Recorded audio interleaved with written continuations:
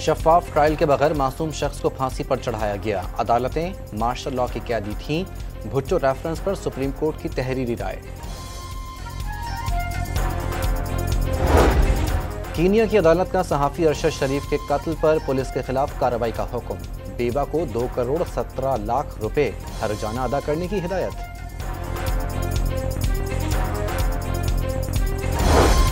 तीन साल बाद IMF के पास दोबारा जाना पड़ा तो डूब मरने का मकाम होगा। वजीर आजम शहबाज शरीफ ने कर्जों से जान छुड़ाना तरजीह करार दे दी।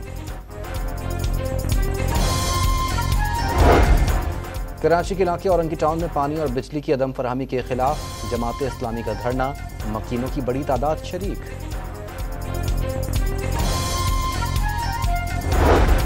मकबूजा कश्मीर में भारतीय फौज पर हमला, 4 अहलकार हलाक, 6 जख्मी हो गए।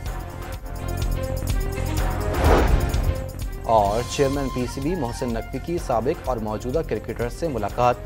खिलाड़ियों ने क्रिकेट टीम में बेहतरी की तजावीज़ दी।